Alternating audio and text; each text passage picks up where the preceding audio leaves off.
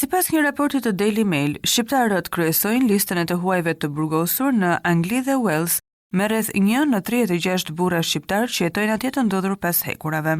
Në fund të vitit 2024, numri i të burgosurve shqiptar arriti në 1100, ndërsa vetëm 3 ishin gra.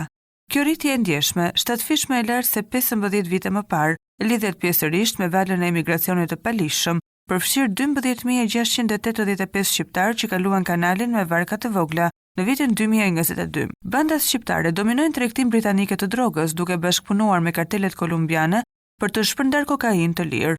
Përveç trafikut të drogës, shqiptarët e përfshirë në krim janë dënuar për vrasje, krime seksuale, pastrim parash dhe kontraband me njerëz. Rastet përfshijnë vrasjet brutale të një burri në Cardiff me gangsterin famkeq Manedriza, i cili ka kryer disa vrasje në Mbretërinë e Bashkuar, Itali dhe Shqipëri. Në përgjithësi, të dhënat tregojnë se shqiptarët përmbëjnë 10.6% të burgosurve të huaj në Britani, më shumë se çdo kombësi tjetër. Megjithatë, kjo shifër ka filluar të bjerë pas një marrëveshjeje për transferimin e të burgosurve mes Shqipërisë dhe Britanisë në vitin 2022. Autoritetet britanike dhe Agjencia Kombëtare e Krimit i konsiderojnë bandat shqiptare një kërcënim serioz për shkak të profesionalizmit, disiplinës dhe dhunës ekstreme në eliminimin e rivalëve.